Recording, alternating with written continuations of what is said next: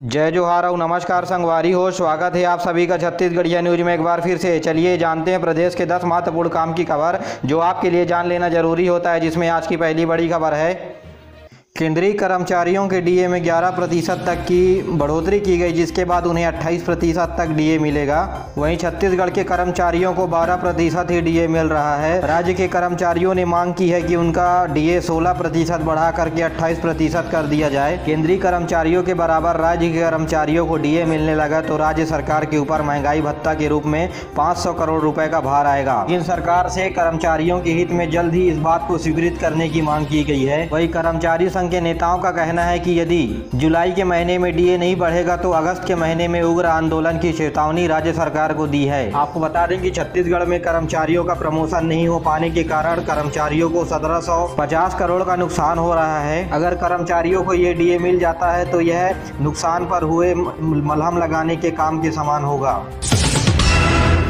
दुर्ग जिले में पर्यावरण संरक्षण और इकोलॉजी रिस्टोरेशन के लिए खनन आधारित नंदिनी माइंस को नेचुरल हैबिटेट के रूप में बदला जा रहा है। खाली पड़ी 2500 एकड़ भूमि में सबसे बड़ा भारत का मानव निर्मित जैव विविधता पार्क डेवलप होने जा रहा है। इसके लिए राज्य सरकार ने मंजूरी दे दी है। 3 करोड़ रुपए की लागत से बनेगा यह जैव विविधता पार्क। इसके बनने के बाद दुर्ग, बेमेतरा और रायपुर जिले वासियों को प्राकृतिक पर्यटन का एहसास होगा। सफलतापूर्वक पार्क बनने के बाद यह देश की मानव निर्मित पार्क धरोहर के रूप में होगी।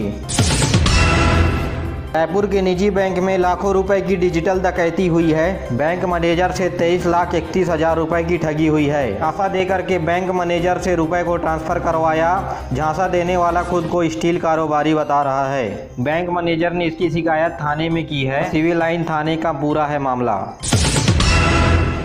बलरामपुर में बेहद दिल दहला देने वाला वारदात सामने आया है। राजपुर सामुदायिक स्वास्थ्य केंद्र में लापरवाही के चलते एक बच्चे की जान चली गई। परिजनों का आरोप है कि प्रसव के दौरान नवजात बच्चे के सर की बाल को खींच करके नर्स ने उसे बाहर निकाला, जिस वजह से बच्चे की बाल सहित खोपड़ी ही बाहर आ गई, जिससे नवजात की मौत हो गई है। तो वहीं मां की हालत भी गंभीर बनी हुई है, जिसके बाद स्वास्थ्य विभाग में हड़कंप मच गया है।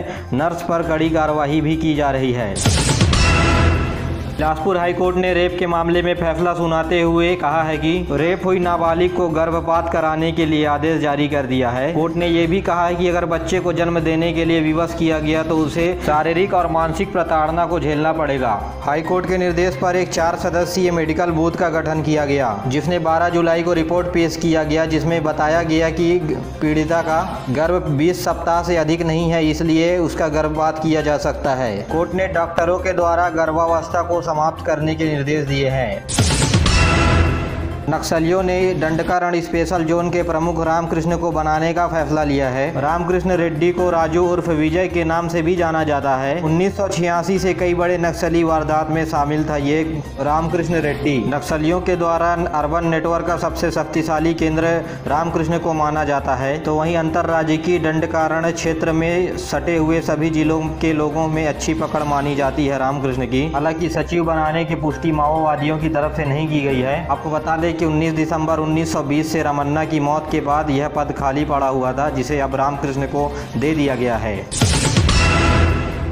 राज्य के निवेश प्रोत्साहन बैठक में सीएम भूपेश बघेल ने कई बड़े निर्देश दिए हैं। 2001 से 2018 तक 55 MOU निरस्त करने के निर्देश दिए हैं। साथ ही मक्का और गन्ना से जल्द इथेनॉल प्लांट भी तैयार होगा, इसकी घोषणा उन्होंने की है। और इन प्रस्तावों पर पूंजी निवेश करने के लिए भी निर्देश दी गई है। ये भी कहा गया है कि प्रभावशील MOU में तेजी लाने के निर्देश भी दिए हैं। छत्तीसगढ़ के केंद्र सरकार के स्वास्थ्य विभाग छत्तीसगढ़ समेत सभी राज्यों को एडवाइजरी जारी करते हुए निर्देश दिए हैं और कहा गया है कि जो भी अनलॉक किया गया है सार्वजनिक जगह, वहां कोरोना गाइडलाइन की धज्जियां उड़ाई जा रही हैं। वहीं देश में दूसरी लहर पूरी तरह से खत्म नहीं हुई है। ऐसे में हालात नहीं सुधरे तो फिर से कोरोना संक्रमण को बढ़ने से रोका नहीं जा सकता। चिरमिरी में शराब को लेकर के विरोध हो रहा है। 2 मंदिरों के बीच खोल दी गई है शराब की दुकानें। इस मामले को लेकर के हिंदू संगठन ने विरोध जताया है। चिरमिरी के गोदीपारा इलाके में खोली गई है शराब की दुकान। साथ ही खड़गवा बचरा पौड़ी में भी शराब दुकान खोलने को लेकर के लगातार विरोध हो रहा है। वर्तमान सरकार एक और शराबबंदी का वादा लेकर के चुनाव में उतरी थी, तो वहीं दूसरी तरफ लगातार शराब की दुकानें भी खोल रही है नई, जिससे बस्तियों में रहने वाले स्थानीय लोगों को बहुत समस्या का सामना करना पड़ रहा है। धमतरी जिले के ग्राम गहन में संचालित मोहल्ला क्लास में बच्चियां कोरोना पॉजिटिव पाई गई, जिसके बाद शिक्षा विभाग में हड़कंप मच गया है। छात्राओं के पॉजिटिव आने के बाद मुजगहन के 27 जुलाई तक मोहल्ला क्लास को बंद कर दिया गया है। साथ ही क्लास में शामिल सभी बच्चों की कोरोना जाँच भी की जा रही है। बता दें कि सरकार के निर्देश के बाद यहाँ की सामुदायिक भवन में मोहल्ला क्लास लगाई जा रही थी और चल रहे स्कूल के दौरान 2 छात्राओं जो 9वीं और 8वीं की है वे पॉजिटिव पाई गई हैं। राज्यपाल ने वर्ल्ड रिकॉर्डधारी अर्पित दास से सौजन्य भेंट की है। राज्यपाल ने अर्पित को शुभकामनाएं और बधाइयां दी। अर्पित ने बताया कि उनके कार्यों को Guinness book of world record में दर्ज किया गया है। सिक्के के मीनार बनाना, कच्चे अंडे खाना, पैरों की सहायता से अंगूर खाना, ऐसे कई वर्ल्ड रिकॉर्ड है। इनका उद्देश्य प्रदेश का नाम विश्व के नक्शे में चर्चित करना। साथियों, इसी बात पर अर्पित के लिए फटाफट से एक लाइक कर दीजिए। सूरजपुर के नगरीय क्षेत्र में पीएम आवास योजना को लेकर के अधिकारियों का उदासीनता देखने को मिल रहा है। पक्का मकान का सपना संजोए हुए आदिवासियों को नाराजगी हाथ लग रही है। वहीं हितग्राही सूची में नाम आने के बाद पहली किस्त के रूप में 1-1 लाख रुपए तो मिले, वहीं 4 महीने बीत जाने के बाद भी दूसरी किस्त का कोई ठिकाना नहीं। चलते अब हितग्राही रोजाना नगर पालिका के चक्कर लगा रहे हैं। छत्तीसगढ़ भाजपा ने इन दिनों अपने आरटीआई सेल को सक्रिय कर दिया है। इसके नेता हर जिले में आरटीआई लगा करके कोरोना पर किए गए खर्च को लेकर के जानकारी मांग रहे हैं। इसके लिए हर जिले के स्वास्थ्य विभाग, नगर निगम, नगर पालिकाओं में आरटीआई लगाई जा रही है। भाजपा का आरोप है कि ऑक्सीजन, दवाई, बेड और अस्पताल सुविधा मुहैया कराने तथा जन जागरूकता फैलाने के नाम पर जमकर भ्रष्टाचार हुआ है। वाहन संघ और परिवहन मंत्री के बीच हुई बैठक में मंत्री जी ने कहा कि जल्द ही आपकी मांगों पर विचार करके फैसला दिया जाएगा।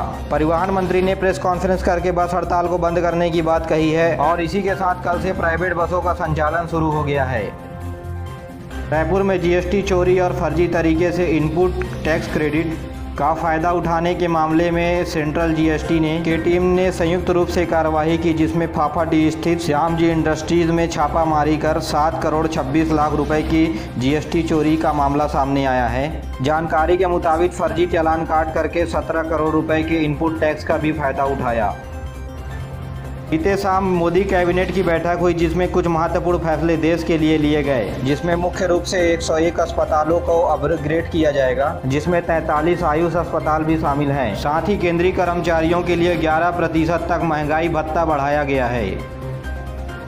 बिलासपुर के गोठानों में गोबर गायब होने को लेकर के अब सियासत तेज हो रही है। बीजेपी नेता हर्षिता पांडे ने जांच की मांग को लेकर के मांग पत्र कलेक्टर को सौंपा है। साथ ही तखतपुर के कांग्रेसी विधायक के ऊपर सवाल उठाते हुए कहा कि तखतपुर में जो गोठान मॉडल गोठान है, वहां से बड़ी मात्रा में हजारों क्विंटल गोबर गायब हो गया। इस बात से आप अंदाजा लगा लें कि कैसे स्थानीय प्रतिनिधि सरकार की महत्वपूर्ण योजनाओं में भ्रष्टाचार की लेप लगा रहे हैं। इधर मामले को एडिशनल कलेक्टर ने संबंधित विभाग में कार्रवाई के लिए भेजा है। मेरे प्यारे साथियों, आज के लिए बस इतना ही। वीडियो पसंद आया तो वीडियो को लाइक करें, चैनल को सब्सक्राइब करना ना भूलें और अपने दोस्तों के साथ जरूर शेयर करिए। दीजिए मुझे इजाज़त, मिलते अगले वीडियो में। तब तक के लिए जय हिंद, जय छत्तीसगढ़।